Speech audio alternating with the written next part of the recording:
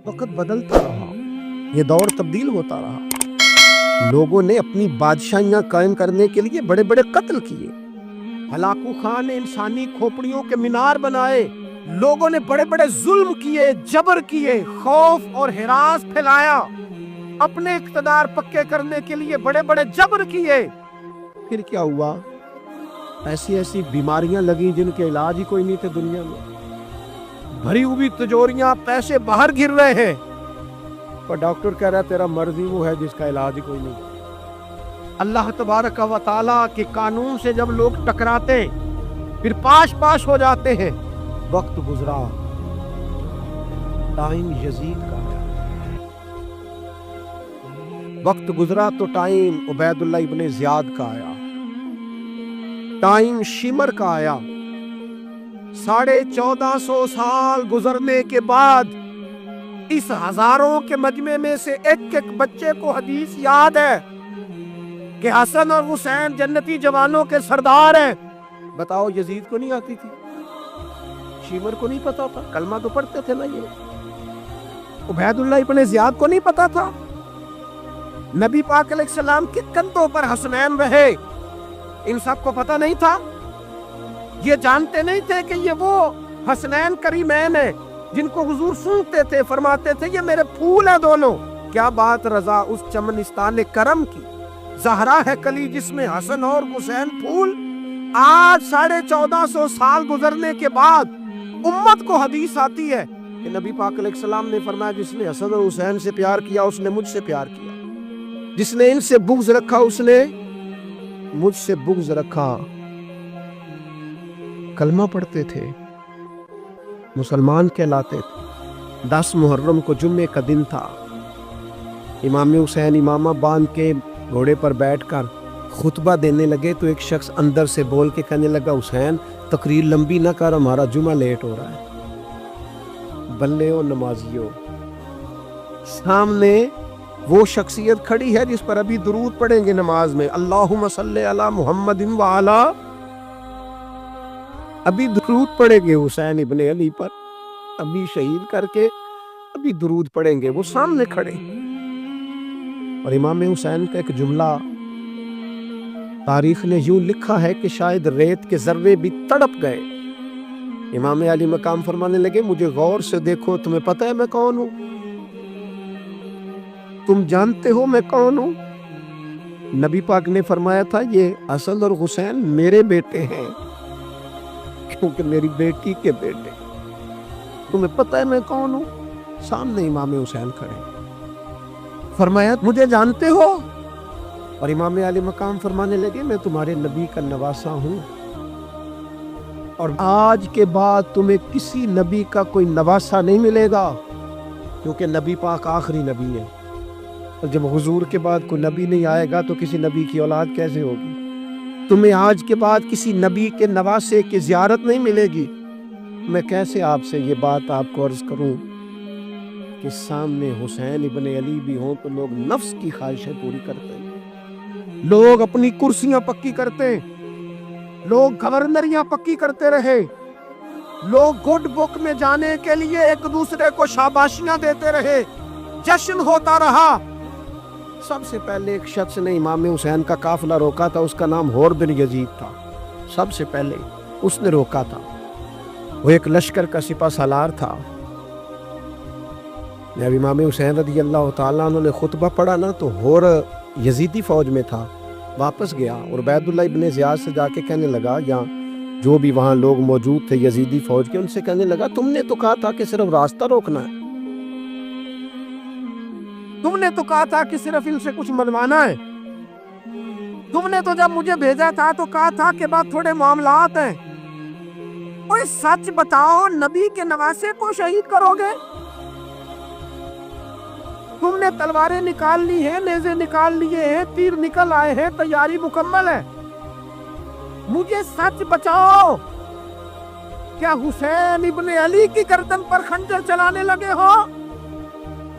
सैयदा फातिमा का जिगर पारा शहीद होगा? क्या ये खबर सच है? यूं होगा? तो कहने लगे हाँ, یہی حکم ہے ہمیں, یہی تیاری ہے, یہی پروگرام ہے, یہی پلان ہے, یہی ہوگا. کہنے لگا میں اور آپ تو مدینے والے رسول کا کلمہ پڑھتے ہیں, تو کیا محبوب کے نواسے کو ذبح کرو گے؟ جناب علی اکبر کو, جن کا چہرہ رسول پاک سے ملتا ہے, حضرت قاسم بن حسن کو, جناب علی کے بیٹوں عباس بن علی کو, حضرت علی کے بیٹے ابو بکر بن علی کو, حضرت علی کے بیٹے عمر بن علی کو, حضرت علی کے بیٹے یہ بھی 3 کربلا میں موجود, حضرت عثمان ابن علی کو, ان کو شہید کرو گے؟ نے کہا ہاں تیاری ہو گئی ہے. سب کے ضمیر مردہ نہیں ہوتے, ہاں بڑی بڑی سخت جگہوں پہ پھول اگتے ہیں. اور نے جب ان سے کہا کہ تمہارا پکا ارادہ ہے, کہا پکا ارادہ ہے, تو اس نے کہا یہ زیرہ پکڑو, یہ عہدہ پکڑو, مجھے تمہارا دیا ہوا عہدہ نہیں چاہیے, حسین کے نانا کی دی ہوئی جنت درکار ہے, یہ رکھو اپنے پاس, مجھے تمہارا. ایڑی لگائی اس نے اور دوڑا اور امام حسین کے قدموں میں گیا. کہنے لگا حضور میں مجرم ہوں, میں خطا کار ہوں, میں نے سب سے پہلے آپ کو روکا تھا, اور مجھے قسم ہے اللہ کی میں جانتا نہیں تھا ان کا ارادہ کیا ہے. حضور بھول گیا, غلطی کر بیٹھا, یہ انتے ہوں گے, ان کی آنکھوں میں پٹی بندی ہوگی, مجھے تو پتہ ہے نا کہ دنیا کو پھر محمد کا نواسہ نہ ملے گا, مجھے خبر ہے. اگر معافی مانگوں تو معاف کر دو گے؟ پہلا مجرم ہوں, میں نے روکا ہے, اگر آ جاؤں تو قبول کر لو گے؟ یہ ظرف, یہ حوصلے, یہ توانائیاں اگر ہیں تو سیدہ فاطمہ کے دودھ میں ہے, یہ شیر خدا کی تربیت میں ہے, یہ محبوب نے جو ان کی زبانوں کو چوسا تو اس کرم میں ہے. حضرت امام حسین نے اٹھ کے سینہ یوں چوڑا کیا, ہاتھ پہ لائے, فرمایا آجا, لگ جانا میرے سینے کے ساتھ, تو آ جانا, تو نے دیر کی, ہم تو پہلے سے منتظر تھے, تو آ جا, تیری ساری معاف ہے. ہور کے مقدر جاگے, امام علی مقام کے لشکر میں شامل ہوا. بعض نے لکھا ہے جو لوگ ابتدا میں شہید ہوئے امام حسین کی طرف سے, ان میں ہور شامل. حضرت جناب زینب نے پتہ کیا دیکھا تھا؟ کچھ سننا ذرا. امام حسین کی لاش مبارک کربلا میں پڑی تھی, اور امام حسین کا سر کاٹ کے نیزے پہ چڑھایا گیا تھا, اور وہ بیویوں کے سامنے خالی سر چل رہا تھا, اور سینکڑوں میل کا سفر کر کے دمشق کے بازاروں سے گزرتا وہ سر گیا. آد میں سر کی بات نہیں کرتا, سر کی. آپ مرد ہیں, جوان ہیں سارے, یہاں کسی کا کٹا ہوا ہاتھ پھینک دیا جائے نا, ہاتھ تو لوگ چیخے مار کے دوڑ جائیں گے, بلکہ ہاتھ تو دور رہا, کسی کی انگلی کاٹ کے یہاں پھینکی جائے تو لوگ چیخے مار کے مرد دوڑ جائیں گے. لیکن کٹا ہوا سر دیکھا, لاشیں دیکھے. یزید کا دربار آیا, بی بی صاحبہ کو نا ایسے عورتوں نے اپنے حالے میں لیا ہے, سیدہ زینب وہاں بیٹھ گئیں. تو جب بولا نا یزید دربار میں, کہنے لگا کہ دیکھو اللہ نے عزت والوں کو عزت دی, معاذ اللہ ثم معاذ اللہ. اور میرے مخالفین کا کیا حشر ہوا جب اس نے دیکھے نا, ایک آدمی مجبور ہے, مقہور ہے, اتنا لمبا سفر ہے, غربت ہے, پیاس ہے, بیماری ہے, کیا انداز ہے جب اس عالم میں یزید کے دربار میں اس نے گستاخی کی امام حسین کی. یہاں لوگ کہتے ہیں کسی کو کچھ نہ کہو, کہ کیوں نہ کچھ کہے, جو سیدنا امام حسین کے بارے میں بات کرے گا زبانیں کھینچیں گے اس کی, جو صحابہ کے بارے میں بات کرے گا ہم کرنے دیتے ہیں. یہ کیا بات ہوئی, گستاخی کرنا, بے ادبی کرنا, یہ کون سا دین ہے؟ یہ تو تم بے دینی پھیلا رہے ہو. سنو, جب اس نے بے ادبی کی تو سیدہ زینب چپ نہیں رہی, بلکہ حضرت زینب بولی اور کھڑی ہوئی, اور آپ نے تلاوت کی قرآن مجید اور آیتیں پڑھی, کہنے لگی وَتُعِزُّ مَن تَشَاءُ وَتُذِلُّ مَن تَشَاءُ بِیَدِکَ الْخَیرُ. اور آپ فرمانے لگی یزید تو کہتا ہے تیرے مخالفین پسپا ہو گئے اور تجھے عزت ملی. آپ فرمانے لگی یہ تیرا دربار ہے نا, یہ تیرا سجا ہوا ہے نا, تیرا اس وقت ڈنڈا چلتا ہے نا. فرمانے لگی چند سال ٹھہر جا, تیرے اوپر لوگ لعنتیں برسائیں گے. اور فرمایا جب جمعے پڑھے جائیں گے تو لوگ میرے حسین کے نام کے خطبے پڑھیں گے. فرمایا آج یہ تیرا دربار ہے نا؟ حضرت نعمان بن بشیر صحابی رسول تھے، وہ کہتے ہیں میرے قریب ایک نابینا صحابی بیٹھا تھا، سنو سنو حوالہ میں دکھاؤں گا۔ کہنے لگے میرے قریب اس وقت یزید کے دربار میں ایک نابینا صحابی بیٹھے تھے، جب بی بی زینب نے یہ بات کی نا تو وہ نابینا صحابی میرا ہاتھ پکڑ کے کہنے لگے نعمان علی آ گئے ہیں، یہ تو علی کی آواز ہے، علی آتا ہے، جبریل علی بول رہے ہو جیسے حکمت کے گوہر رول رہے ہو جیسے، دربار دمشق میں وہ زینب کا خطاب، منبر پہ علی بول رہے ہو جیسے، کہنے لگے علی نام ہے، علی یہ تو علی کی آواز ہے۔ جناب نعمان بن بشیر کہنے لگے نہیں، علی جب بولتے تھے تو بڑا رنگ ہوتا تھا، ابھی تو زینب کھل کے بول ہی نہیں رہی، ابھی تو زینب ستائی ہوئی ہے، ابھی تو زینب زخم کھا کے آئی ہے، ابھی تو زینب پیاسی ہے، کاش زینب تر و تازہ ہوتی اور زینب خطبہ پڑھتی تو علی کی طرح گرجدار آواز نکلتی، یزید کے محل کانپتے، جبریل امین بول رہے ہوں جیسے، حکمت کے گوہر رول رہے ہوں جیسے، دربار دمشق میں بی بی زینب کا خطاب، منبر پہ علی بول رہے ہوں جیسے۔ وہ مسکینوں کی طرح منتیں نہیں کر رہے تھے، ہائے پانی ان کا مزاج ہی نہیں تھے، بلکہ وہ دلیر لوگ تھے، دلیر، اور بر موقع بر محل بولتے تھے۔ یزید آیا دربار میں، جب یہ سارا قافلہ وہاں پہنچا تو یزید دربار میں آیا، اور جب وہ دربار میں آیا تو بادشاہوں کا طریقہ ہے، گاڑیاں، اب ہمارے بادشاہوں نے روٹر والی گاڑیاں رکھی ہوئی، وہ یوں چلتی ہیں، شور ہوتا ہے پیچھے، اس زمانے میں کہا جاتا تھا با دبا ملاحظہ ہوشیار، پیچھے ہٹ جاؤ، نعرے لگنے لگے۔ تو یزید کا ایک ناخلف بیٹا امام زین العابدین سے کہنے لگا تیرا باپ کہاں ہے؟ دیکھ یہ میرے باپ دادا کے نعرے، دیکھ میرے باپ کے نعرے، تیرے کدھر ہے؟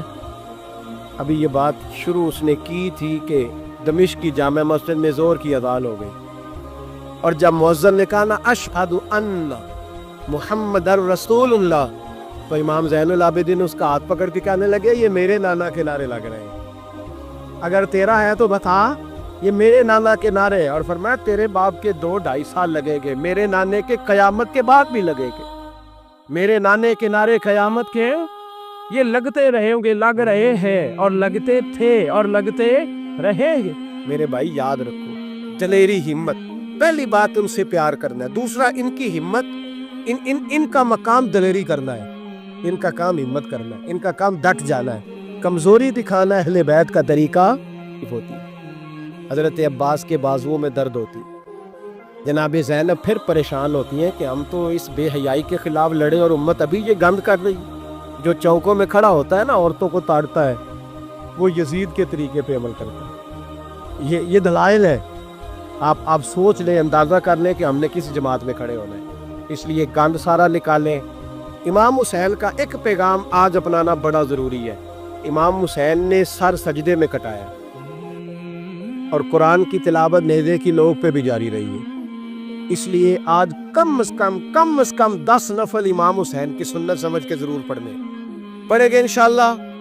جنہوں نے روزہ رکھا ہے بڑا اچھا کیا ہے، چلو جو نہیں رکھ سکے پھر بھی نفلی ہے، کوئی فرض نہیں، کم از کم 3 دفعہ سورت یاسین کی تلاوت آج۔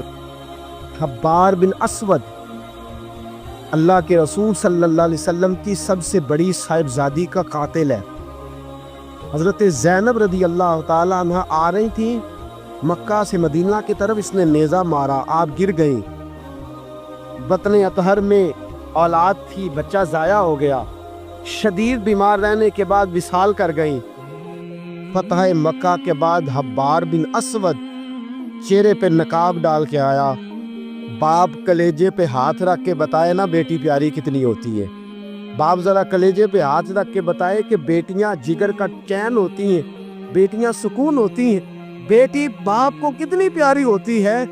بیٹی کا قاتل سامنے کھڑا ہو گیا، چہرے پہ نقاب ڈالا ہے، کہتا یا رسول اللہ صلی اللہ علیہ وسلم بہت بڑا دشمن بھی آ جائے تو آپ معاف کر دیتے، جاگ رہے ہیں آپ لوگ؟ فرمایا بہت بڑا دشمن بھی آ جائے تو معاف کر دیتے ہیں۔ حضور نے فرمایا حبار چہرے سے نقاب ہٹا، بیٹیاں بھولا نہیں کرتی، تو کلمہ پڑھ، میں تجھے بھی معاف کرنے کو تیار۔ فرمایا ہٹا چہرے سے نقاب، کبھی بیٹیاں بھی کسی کو بھولی ہے لیکن تو کلمہ پڑھ صحیح، میں تجھے بھی معاف کرنے کو تیار ہوں۔ اگر اتنا بڑا قاتل معاف ہو سکتا ہے تو چچا کیوں نہیں معاف ہو سکتا؟ تائے کو معافی کیوں نہیں مل سکتی؟ ماما جی کو معافی کیوں نہیں مل سکتی؟ سسر کے ساتھ سلوک کیوں نہیں ہو سکتا؟ آپ اپنے برادر نسبتی کے ساتھ محبت کیوں نہیں کر سکتے؟ کیوں ان ساری محبتوں کو فروغ دیا کیوں نہیں جا سکتا؟ اگر قاتل کے ساتھ، ظالم کے ساتھ صلح ہو سکتی ہے، اگر ابو جہل کا بیٹا اکربہ کلمہ پڑھنے آئے اور میرے رسول منبر پہ کھڑے ہو کے استقبال فرمائے اور صحابہ کہ یا رسول اللہ وہ تو کافر اور دشمن کا بیٹا ہے، فرمایا پہلے دشمن کا بیٹا تھا، آج تو مومن بن کے کلمہ پڑھنے آیا۔ وہ پہلے کی بات ہے، استقبال کیا جا رہا ہے۔ عزیز دوستو، تیسری بات یہ ہے کہ معاف کرے، اور چوتھی بات یہ ہے جب کوئی معافی مانگنے آ جائے نا پھر اس کو معاف بھی کر دے۔ جڑے گا معاملہ تب بھی، معافی دیں بھی اور معاف جی، بڑا مشکل معاملہ ہے۔ لڑائی ہو گئی، جھگڑا ہو گیا، اچھا پہلے کئی دفعہ سلام لے لیتے ہیں، ہمارا ماحول بڑا جی، پہلے سلام تو ہو جاتی ہے، لیکن بیٹے کی شادی کا کارڈ بھیج دیا تو کارڈ واپس کر دیا، میں نے منگنی تو نہیں سدیا تو میں نہیں آؤں گا۔ واہ جی واہ، بھائی منگنی پہ آپ کا آنا کچھ ضروری تھوڑا تھا، جب گھر والے کا دل کرے بلائے۔ پھر وہ ساری برادری کو لے کے دروازے پہ گیا، پر پھوپھی کہتی ہے میں آتی ہی نہیں، ماما جی کہتے ہیں تو جو مرضی کر لے، یہی تو موقع ہے۔ حدیث سناؤں، اتنے سخت لفظ، اتنے سخت، رحمت للعالمین رسول اتنے ناراض نظر آتے۔ حضور نے فرمایا، ترغیب و ترہیب میں حافظ منذری رحمت اللہ علیہ حدیث لائے، رسول رحمت صلی اللہ علیہ وسلم نے فرمایا جس سے اس کا بھائی معافی مانگنے آیا اور اس نے معاف نہ کیا، جس سے اس کا عزیز، اس کا دوست، اس کا رشتہ دار، اس کا مومن بھائی معافی مانگنے آیا اور اس نے معاف نہ کیا، فرمایا اگر معاف نہیں نہ کرنا تو میرے حوض کوثر پہ نہ آئے، میں جام نہیں پلاؤں گا۔ حوض کوثر پہ بالکل نہ آئے، مجھ سے جام کا مطالبہ نہ کرے، سخت گرمی کے ماحول میں نہیں جام پلاتا، اگر مجھ سے جام لینا ہے میرے ہاتھوں سے تو جب بھی کوئی معافی مانگنے آئے فوراً معاف کر دیا کرو، جب بھی کوئی۔ اور معافی بندے کے لیے نہیں دینی، اللہ کی رضا کے لیے دے دی۔ بندے میں تو کوتاہیاں موجود رہیں گی، بندے میں تو غلطیاں موجود رہیں گی۔ آج اختلافات ہیں رشتہ داروں میں، اتنے اختلافات کے سال فوتگی ہو گئی، ایک شخص فوت ہو گیا جو کسی کا نانا ہے، کسی کا پوت، کسی کا نانا لگتا ہے، کسی کا دادا لگتا ہے، کسی کا ماما لگتا ہے، کسی کا چچا لگتا ہے، کسی کا پھوپھا لگتا ہے، لیکن لڑائیاں ہی بڑی ہیں۔ بیچارہ فوت بھی ہو گیا، انتقال ہی کر گیا، اب بھی جناب آتے ہیں تو سیدھے جنازہ کا، اس کے لیے نہیں، لوگوں کو دکھانے کے لیے جنازہ کا آئے، جنازہ پڑھا، لوٹ گئے۔ بھئی اتنی نفرت کے مرنے والا مار ہی گیا ہے اور ہم ابھی تک درگزر کرنے کو تیار نہیں۔